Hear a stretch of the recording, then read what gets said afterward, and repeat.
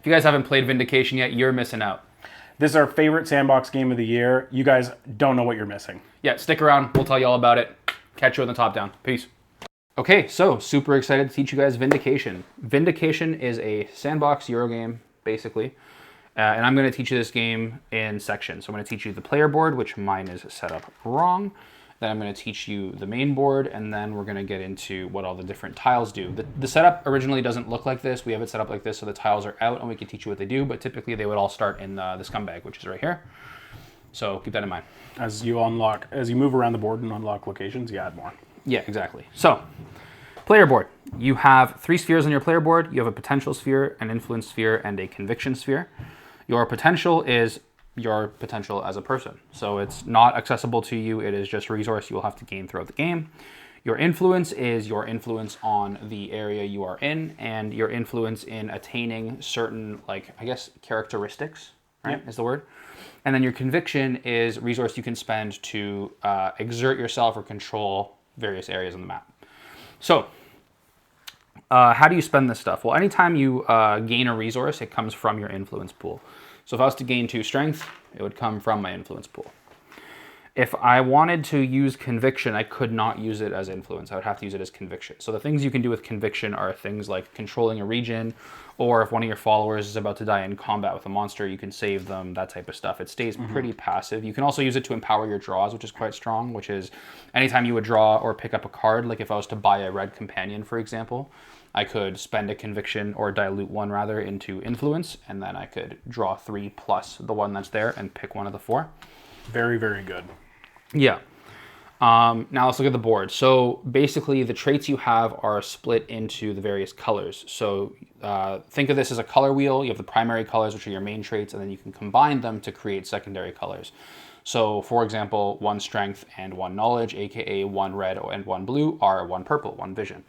And you can do that as a free action at any point. So on my turn, I could say, hey, I'm taking my strength and knowledge, converting it into a vision.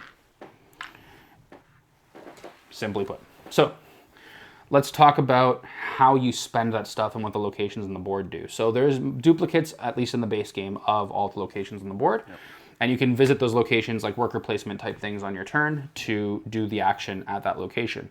So every turn you have to do 3 things. You have to activate yourself or a companion, which I'll get into in a second. You have to move at least 1 space, and movement happens in the triangles. And then you have to visit or rest. Visiting a location is what I was talking about with the worker placement stuff. You could rest, which is just kind of passing a turn, and then activating a companion or yourself is the following.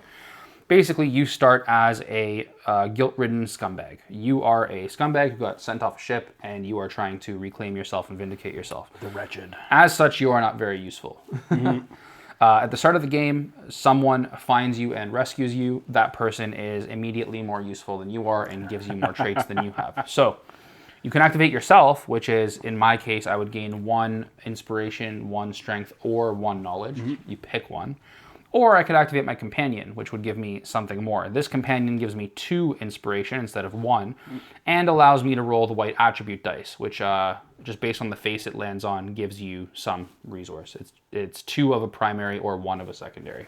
And Super if you don't strong. have that resource, you get to reroll. That's only at a location. Okay, so fair. generally speaking, no. You just get to roll this once, and whatever it gets, you get. So like, let's say I roll this, I gain 2 inspiration, I just get 2 inspiration. Again, whenever you gain a color, it comes from your influence. So the drawback to that is whenever you activate a companion, you need to use your influence to influence your companion to give you that thing. So I would need to leave an influence on my companion. So I have to take an influence from my influence sphere and drop it there to do the thing on the companion, activate them, gain their ability. This jails your influence, kind of. There's not an immediately easy way to reclaim that outside of your companion dying, unless you go to the shrine, pay 1 inspiration, and take 2 influence cubes from your companions back. You can multiply that, so you could pay 3 to take 6 back, but you would have to do that as an action on your turn. So let's get into the locations you can visit. Remembering you can visit 1 location per turn without bonuses. There's the inn, which is a popular location. That's where you go to gain additional companions. This companion, when activated, gives me inspiration, gives me yellow. You might want to strategically gain companions that give you the other colors. There's the Holy Spire, the Library, and the Fort, which give you the primary colors when you visit. So like aside from whatever you gain from your activation, if you visit there, you gain more. So I can gain, I can gain 2 inspiration and 2 knowledge on the same turn, for example. Then there's where you spend the secondary colors, which is the Gaping Maw, the Arcane Tower, and the Ancient Tome. And here you would spend 2 courage to fight a monster. Here you would spend 2 vision to gain a relic, and here you would spend 2 wisdom to gain a trait. When you fight monsters, they give you immediate and endgame victory points and a whole whack of them. When you gain relics, they give you immediate victory points and give you like engine boosters and shortcuts to getting victory points for the endgame. Items with charges on them. Exactly. They have charges, you can use them. And then when you gain traits, they are passive bonuses you can just consistently use. Basically, you can do anything in this game to gain victory points. So from gaining companions to controlling locations, as we talked about, to by fighting monsters, gaining relics, gaining traits, everything is a viable strategy in this game, which I love about this. The last locations we haven't covered are like the utility locations, so the monastery, the command post, the academy, and the shrine. So the academy is where, as Jeff was saying, you go to roll the white dice, and if you don't have the resource that shows up, so let's say I roll this, I roll, let's say, vision. I can roll it again because I have no vision right now. There's no blue cubes in there. So you gain 1. I gain 1 and then I roll it again. Yep. If I go to the shrine, that's where I can spend inspiration to take cubes back from my influence cubes back from my allies, or from my what are they called? Companions. Thank you. When I go to the command post, I can spend 3 strength to increase my speed. My speed is how far I can move in a turn. So, for example, I start with 2 speed, which allows me to move 2 each turn. If you have 3 speed, you can move 1, 2, 3. If you had 4 speed, you can go 1, 2, 3, 4, and then so on and so forth. And then, I think that's all. Oh, the monastery. The monastery is where you go. You can spend knowledge as multiplied as many times as you want to augment 1 influence cube. Augment means move it once. So I can spend 1 knowledge to move a potential into influence, or move an influence into conviction, or I can spend 4 knowledge and move 2 potential into influence, and then 2 influence into conviction. Or all 4, doesn't matter. Yeah. If at any point in the game you end up having your potential sphere empty and have more than 25 points, which, trust me, is quite easy. We both start at 17. Then you can Vindicate yourself, which just gives you a more powerful character to activate, and you have 5 victory points instantly. Proficiencies. Let's talk about proficiencies. So proficiencies are things you can buy, and you can spend any color resource to do so, 3 of any color, to gain a proficiency in that color. We don't only have 1 out. There is more than 1 available. We have 1 out just because it looks better on the board, and we keep them all in the bank over there. A proficiency is basically like having 2 cards of that color. Yeah. And you might think, well, why would that matter? So for endgame scoring, you want to have the most of each color. You get a lot of victory points for having the most of each color, or whichever color you can get. So if I have the most yellow cards at the end of the game, I get 5 points. If you have the most purple cards at the end of the game, you gain 7 points. These help you sway the tides of who has what very powerfully. Yeah. Combat. Let's get into combat because I didn't really cover that. So combat's pretty simple. You just fight a monster. You roll the 2 dice, the white and black dice.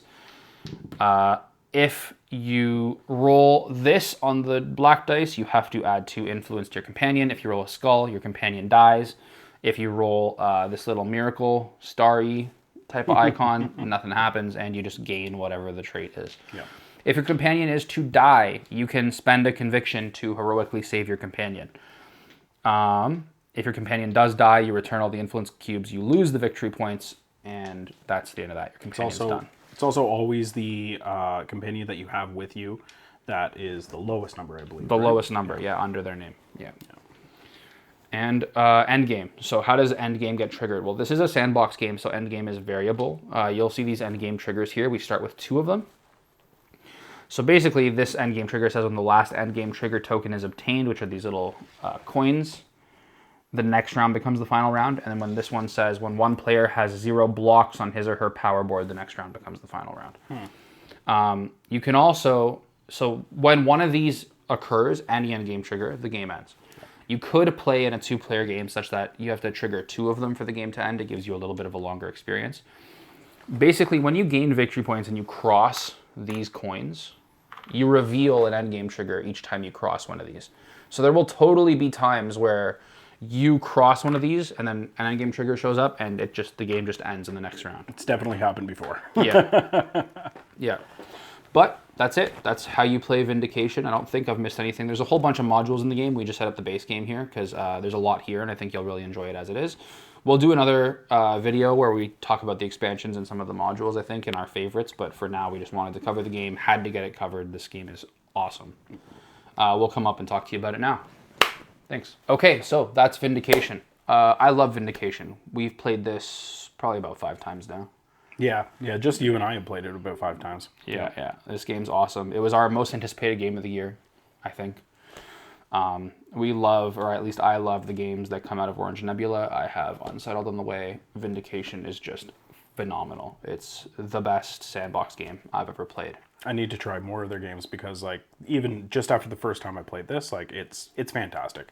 Yeah. I love open world games, like video games and stuff like that, and I'm excited to try more board games that are open world style and sandbox style, because this was just such a good experience. Like, yeah, and we have Western Legends on the list. I think that'll be great as well. But this is special. Like, it's so special, and it's such a quick teach too. Like I know. I mean, I might have overcomplicated the wheel when I was teaching it because I gave you every aspect of the game, but you could have a rolling teach of this game where, like, the first time you play, you're up and playing in like 5 minutes. Because you don't need to explain to people what all the cards do until the locations come up.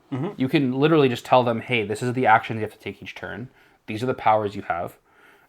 This is what these cubes do. And then as locations show up, you explain to them what each location is, and then you can do a rolling teach kind of like that. Yeah, the main thing you have to teach is just the resource conversion and how to use your cubes and everything like that, your potential and your influence. Exactly. Right? I will say the first game is usually a learning game, like someone's first game. They're not going to do too well, so I use that opportunity to learn some new strategies and try some new things out and see how that goes. But yeah, I mean, I would gladly play this anytime. I'm really excited to dig into the extra content. We got the big Titan box. I'll say the base game. Huge. Yeah, the base game has a whack, and I mean a whack of content. Like, the amount of tiles and stuff in the base game is just unreal. Like, there's like 8 or 9 modules in the base game alone, which is phenomenal. We haven't touched all of them yet. No, either. Yeah, we haven't even played with like loot, for example, which is a big one. We played with what what is it, the gem mine, and the menagerie, the pet menagerie. Yeah, get pets and stuff like that, which is always fun. Yeah, we played with the mines, we played with the pets, we played with the I guess the jewel crafter is also in the mines. That's how you get the passive jewels. But yeah, generally speaking, they add a lot to the game. I don't know. I think ONEB hit it out of the park, man. This is just really good. I would play this anytime, and like everybody we've shown this to, you've shown this to, like, everybody's enjoyed it. Yeah, no one's ever hated this game, which is just a big plus. Yeah. This is probably going to be in my top 10 whenever we decide to make one. We'll probably do one at the end of the year, something like that. Yeah. But yeah, anyway, that's it from me. Any final thoughts, sir? It's just fantastic. Like, if you have a chance to play this at all, highly, highly recommend it. It might seem like a lot, but like John was saying, like, it's really easy to learn. You just move around, and if you're trying to teach somebody else, let them know that literally pretty much anything you do scores you points. Exactly. So it's like, you don't have to really get into analysis paralysis or anything like that. You don't like, it's good to have a strategy, but overall you can just kind of play and explore and figure out what you want to do and try different things each time. And the variability of the setup, how many different cards there are, how many different companions there are. You can go heavy on traits, you can go heavy on relics, you can run at the monsters in the Gaping Maw. There's just so much variability, which I always love in games, because every different experience is different, right? So yeah, and the map ends up being laid out super different, which does change a lot, believe it or not. Because like when, like if the Gaping Maw is right next to the inn or next to, the fort or whatever, you can just take turns going to the fort and gaining 2 of each and converting, then going back and doing the Gaping Maw over and over. But if they're too far away, you can't do that anymore, so the Gaping Maw is a little weaker. You're almost entirely reliant on companions. I will say, monsters seem a little too strong in the base game. Just a little. I think that the expansions, especially Chronicles, helps with that, but I think monsters are a little too strong in the base game. But you can't just do monsters, because it'll end up like your allies are going to die, you're not going to have the right kind of resources. You still have to kind of diversify yourself, but I think you're not winning the game if you haven't fought a monster by the end of the game, is kind of how the base game is. That's kind of how it's played out for us, at least. But But yeah, other than that, I mean, again, fantastic game. Hope you enjoy it. I definitely think you need this one in your collection. 100%. Even just the base game. Base game's totally worth it. And that's us, Chits and Cardboard. John. Jeff. Signing out. See you.